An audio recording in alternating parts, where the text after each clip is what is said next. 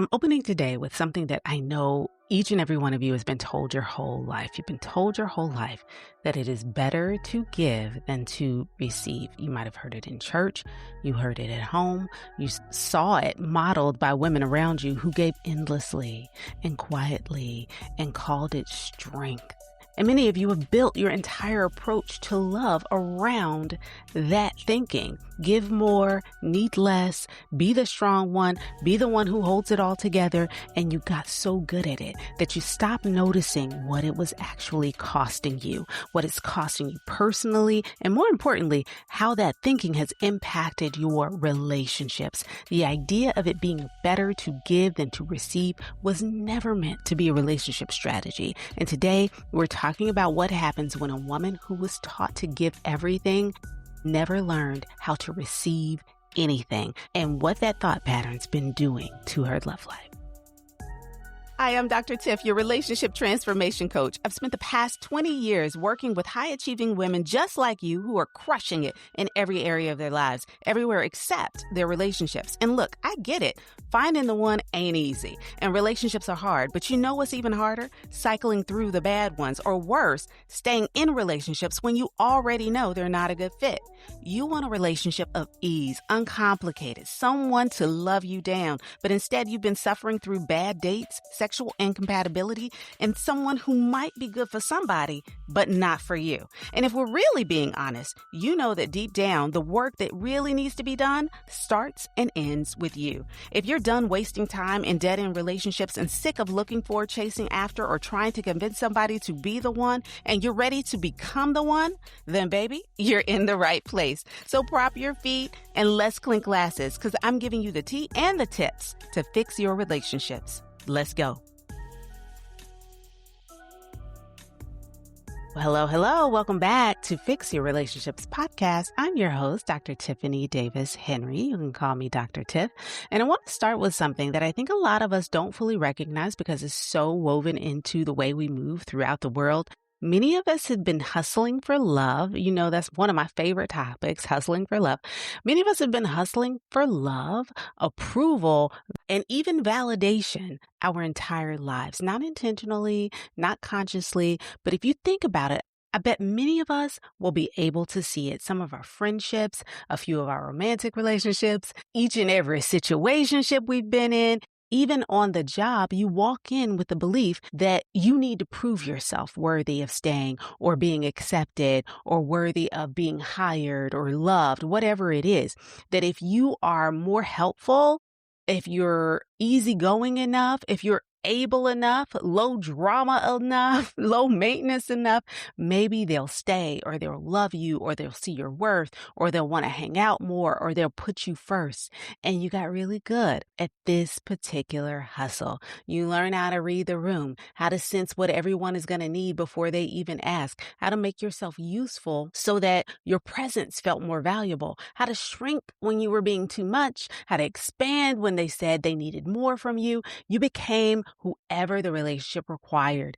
And for those of you that missed More Love, Less Hustle last month, this is something that we went over each and every session, how so many of us are outsourcing love to performance and doing the most to prove that we belong, that we're worth it, that we deserve to be committed to. The real problem that so many of us struggle with, though, is that you've been performing for an audience that never had the authority to determine whether you deserve to be there in the first place. The problem isn't that you give too much. The problem is that you never learned how to receive. So where does this come from? Because I don't think any of us woke up one day and decided to build an entire identity around giving. Maybe you did, but most of us did not. We were taught this, and we were taught it from multiple directions, I think, at once. Some of it started at home, in environments where love felt conditional, where affection came when we got good at something or we disappeared when we needed something, where being so self-sufficient was praised and having needs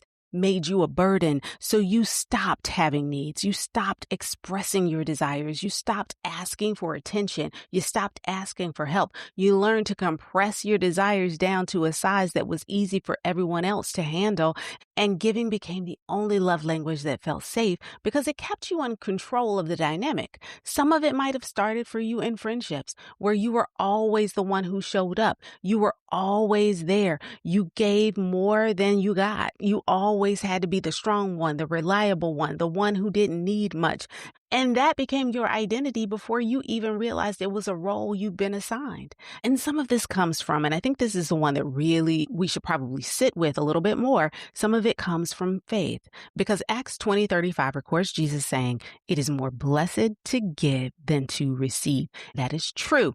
In context, in this context, Jesus was talking about generosity, about caring for those who have less, about the blessing that comes from a life of open-handed giving to people in need. But somewhere along the way, that truth, that verse, got lifted out of its context and applied to everything in our lives, including love, including relationships, including your own heart. And it became the sort of permission slip for women to give endlessly and call it being a good woman, to never ask for anything and call it humility, to run herself ragged in the name of being a good partner, a good friend, a good Christian woman. And nobody stopped to say, wait a minute, that is not what he meant. Because the same God who said it is better to give also said, we love because he first loved us. He went first. He gave first. But notice that he wasn't giving to a woman who was not allowed to receive. He gave to a woman he designed to be loved, to receive love. You are designed to be loved, sis, fully, without condition, without a price tag. You are supposed to receive that love and then love from that fullness. So why again is receiving love so hard? Even when we know it's okay, even when we know we want it, even when someone is standing right in front of us offering something genuine, why does it feel so uncomfortable to just let them love you? Let them shower you with love. Why does it feel so uncomfortable to let ourselves be loved? It feels that way because receiving requires vulnerability in a way that giving does not. When you give, you are in control. You decide what to offer, how much to offer, when to pull back. You hold the power in the dynamic. Giving feels safer because you never have to expose yourself to get it right. But when you receive, you have to let someone else have something to offer you. You have to acknowledge that you have a need. And that's really where it boils down. You got to be needy, okay? You have to trust that what they're giving is coming from an authentic place and that accepting it doesn't put you in their debt or make you weak or set you up to be disappointed when they eventually ask for it back. For a woman who's been taught that needing things makes her a burden, this feeling of receiving is terrifying. And so the urge kicks in immediately. You know what? I got to reciprocate. I got to give them something back. I got to match what they gave me. I got to return this because I can't just take a compliment. I got to give it back. I got to minimize the impact. I've got to deflect what they've just given me. I got to immediately try and get back to neutral footing as fast as possible so nobody can hold anything over me. But sis, that is not receiving. What you're doing here is managing. And there's a difference. So let me tell you where receiving actually has to start. Before any person in your life gets the benefit of a woman who knows how to receive, it starts with God. Because here is the truth. You cannot receive from people what you haven't first received from him.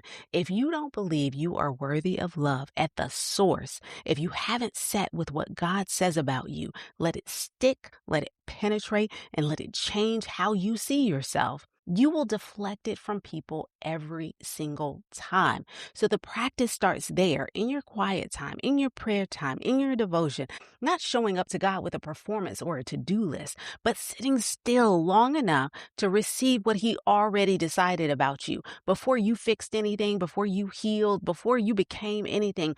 Let that be enough. Let that be first. And then from that place, you can start to learn what real intimacy actually requires, because real intimacy is going to require a couple more things from you. It's going to require the willingness to need, not the managed version of needing, not the abbreviated version you decided was small enough to be acceptable, the honest, sometimes uncomfortable, I can't handle this alone version of needing. It's going to require that. And more than that, it requires the willingness to be seen needing something. That's the part we refuse to admit or acknowledge the most, because for a woman who has spent her whole life being the strong one, being seen in a moment of genuine need feels like exposure. It feels like weakness. It feels like handing someone a weapon and hoping they don't use it against you. But sis, the moment of being seen needing, that is not weakness. That's the door. That is the specific sacred moment where real love gets to enter, not the moment that responds to your performance, not the love that shows up because you made yourself indispensable, the love that sees you in need, sees the real, unedited, not holding it together for anybody version of you and chooses to stay. That is the love you've been praying for. And it can't get in if you never open the door, which means the work is not just putting down the hustle. The work is learning to stand in the need without immediately trying to cover it up, to say, I actually need help with this. I am struggling with this. I cannot carry this alone. And then staying present long enough to actually let somebody show up for you.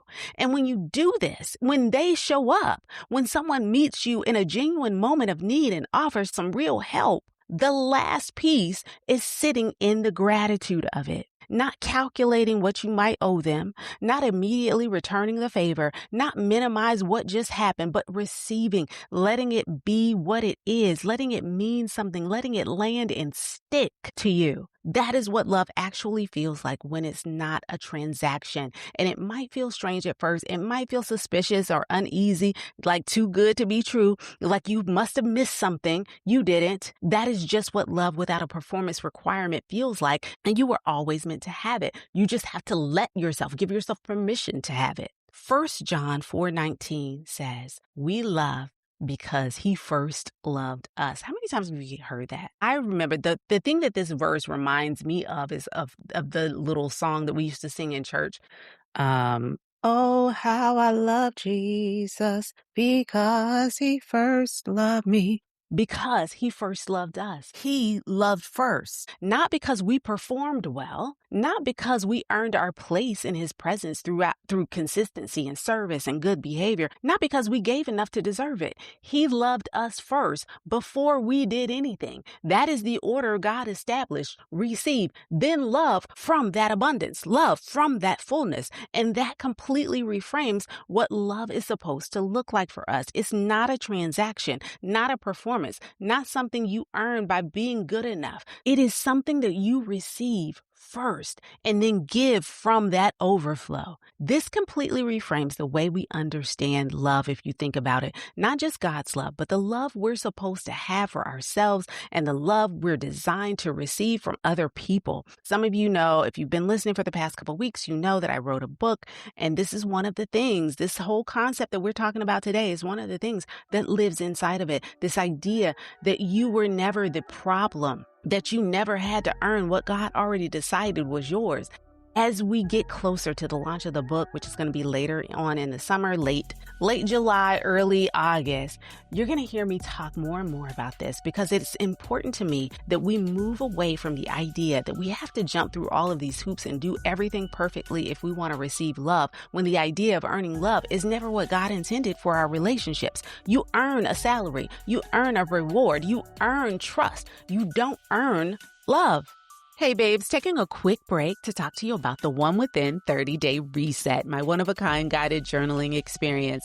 If you are someone who is determined to improve your relationships in 2026, but also want to make sure that you don't neglect yourself in the process, I'd love to see you inside this program. I designed the One Within 30-Day Reset for women just like you, strong, hyper-independent, crushing it at work, living your dreams. But if we're really being honest, things are a little lacking in the love department. You know that there's probably some self-work that you need to do. Maybe you've been putting it off because you're not quite sure where to start. Well, that's where the the one within steps in. If you can spare just 5 to 10 minutes a day, I'll help you identify the patterns and triggers holding you back in your relationships, help you to set better boundaries and end the cycles of self-sabotage and missed red flags. I'll help you embrace the personal growth strategies necessary to stop making the same mistakes over and over again and to start calling in that love we both know you deserve. And remember, this is a guided experience. I'm not just handing out blank sheets of paper and telling you to scribble your hopes and dreams. Each day, I'm providing you with thought-provoking prompts designed to really tap into what's kept you feeling stuck in your relationships. In addition, you're going to get daily video messages from me, get full access to our private community, group coaching calls, bonuses, and so much more. If you're ready to sign up or just need more information, head on over to drtiffanyhenry.com/theonewithin. Now back to the show. All right, babes, you know what time it is. It's time to get your pen and paper, get your Apple Pencil and your iPad, get your journals out, whatever you want to write on, go ahead and get it out because it's time for your 3 questions for the week. If you are driving, please come back and do this later or pull over and do it with us now. I'd prefer you do it with us now. That way we go ahead and get these questions out of the way and you can get started on your shift for the week, okay? But nevertheless, we're going to start with question 1, all right? Question number 1, think about the last time someone did something genuinely kind for you without being asked. What was your immediate reaction? What did you do? How did you receive it? Did you receive it well? Or did you immediately think about how you can reciprocate, what you can say back to them or do for them, how you might minimize it? Or did you question their motives when they did whatever they did? Like there was some ulterior motive, something they wanted from you in return, and that's the only reason why they did it. Write that down. Write it down honestly. All right. Question number 2. Where did you learn that receiving was unsafe or selfish? Where did you learn receiving was unsafe or selfish? Was it home that you learned it? Maybe from your parents or siblings? Did you learn it in your friendships where you couldn't receive from people in your friend group because maybe they would expect something for it was a manipulation tactic? Did you learn it at church? A combination of any of these things, maybe with family, maybe with friends, maybe in romantic relationships. What specific message did you absorb about what it meant to need things from other people? And even it could even be that you didn't necessarily learn it from the people at home in terms of the act of service. Maybe you learned it from a parent who said, don't ever go needing this from these people. Don't ever ask for anything. I can remember time and time again, and I'm sure many of you can remember this too. Like if you go over to so-and-so's house, don't you go over there asking for food? Don't you go over there acting like you hungry, like we don't feed you over here. You don't ask for nothing when you go over there. That is a thing where it's just like, if somebody offers you something, don't you eat it. You don't take nothing from it. It's a thing. Honestly, my mom, she used to tell this story of like her mom back in the day, like they were not to accept gifts from other people. And I think it was a thing of pride, of course, but it was also like your family can take care of you. You don't need anything from anybody else because if you take something from someone, you owe them something in return. So it's a very deeply rooted thing. And sometimes it's not always connected to romantic relationships and love that we think about this, but it sometimes it's generational. Sometimes it is something that's passed down to us and we don't even know why. We don't know the why, but we just know we better not ask. We better not get something from someone. We better not tell somebody we need help. We better not. We better figure out a way to handle it on our own. It's cultural for sure. All right. Question number 3. What would it look like this week to receive from God first before you give anything to anybody else? What would change about how you show up in your relationships if you operated from that fullness instead of the fear or not being enough or needing to reciprocate? What if you just showed up knowing and understanding God's love for you and how you didn't have to do anything to get that love from Him and that real love, authentic love, and the desire for other people to just be kind to you and nice to you and show up in a way that God would have them show up, that you have the ability to receive that, especially if you need that there are people out there that just want to do it without anything in return. All right.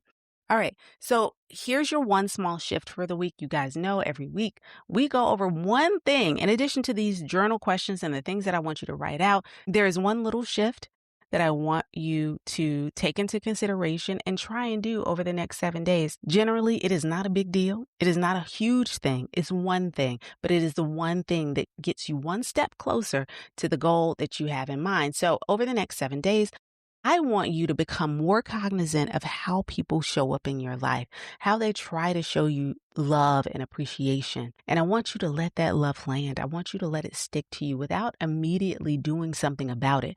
It might be a compliment. It might be a kind gesture, a moment of genuine care and concern from somebody in your life. I don't want you to deflect it or act like it didn't happen, minimize it. I don't want you to return it immediately either. I don't want you to analyze it. I just want you to receive it. I want you to say thank you, mean it, and then let it sit. You don't have to do anything else. Just let it sit in your body for a moment before you move on, before you try and do anything. Okay? That's it. That's all I want you to do over the next 7 days. I need you to practice actually receiving, not receiving and then giving, but just receiving. Okay? And I know for a fact, you're going to notice how uncomfortable it feels at first.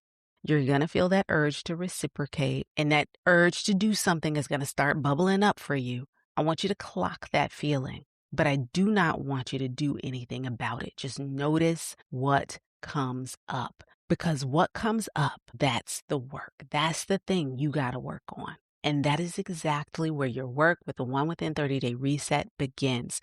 This program is your opportunity to spend 30 days of getting honest on paper about what you've believed, where it came from, and what you're ready to change. Because you cannot receive love until you've owned the thing that taught you that it wasn't safe to receive it. The One Within 30-Day Reset is where that excavation happens. It's where you own the story so you can finally start living a different one. The link for the program is in my show notes. It's drtiffanyhenry.com/theonewithin. Again, the link is in the show notes. You can just open that up and click right there. Take that first step and I'll meet you right there and walk it out with you every step of the way. Now, I want to leave you with this today. You've been hustling for something that was never meant to be hustled for. You took a truth about generosity and turned it into a whole way of life. You heard that it is better to give than to receive and decided that that meant you were not allowed to need anything, that your job was to give and give and give and be grateful for whatever found its way back to you. But sis, that is not what he said, and that is not what he modeled for you. He went first. He loved first. He received nothing from us before he decided we were worth loving. And the love he has designed for you, the one that is waiting for you, the one he's building for you, the real kind, the mutual kind, the kind that does not require a performance, it is going to follow that same order. That kind of love is going to choose you before you've done anything to earn it. It's going to want the whole version of you, not the edited one, not the one who's trying to show them what we think they want to see, not the one who overgives all the time and doesn't allow anyone to love them back, not the I don't need much one. The whole you, the real you, the you before you were ever taught that it was better to give than to receive, the version of you that you've been keeping backstage because you weren't sure they were ready for the main event. She always was you. You don't have to earn what God already decided was yours. You just have to stop hustling long enough to receive it. That's all I want for you. I thank you so much for being here with me this week. I hope you enjoyed today's episode. And if you know somebody who's always out here trying to earn some love, who's always hustling for love and is really doing the most, but really struggles with receiving love, I hope that you'll pass this episode along to them and share it with your good girlfriends. I say that every week. Please share the episode with your good girlfriends because I know you're not the only one that's dealing with this. You're not. So go ahead and share it with somebody so that they can get the message that you just got today. All right. I love you so much. I hope you have a great rest of your week. Ciao. Hey, babe, I hope you enjoyed today's episode. My goal with this podcast is to bless you with information that helps you fix those relationships that are most important to you, but not before you do the self-work needed to make sure that those relationships thrive. If this episode was exactly what you needed, then guess what? Somebody else probably needs it too. So do me and them a favor. Please share this episode with your good girlfriend and let her know about the podcast. And while you're at it, hop on over to Apple Podcasts and leave a review. review. This really helps to grow the podcast and puts it right in front of other women who are desperate to work on their relationships and themselves. And if you haven't done so already, I want to invite you to join our community of like-minded women all on a journey to become the one. You can sign up for free at becometheone.myflowdesk.com/email. I know that's a lot, so just go on over to the show notes and click that link there. Thanks again for listening to Fix Your Relationships with Dr. Tiff. I'll see you right back here next week.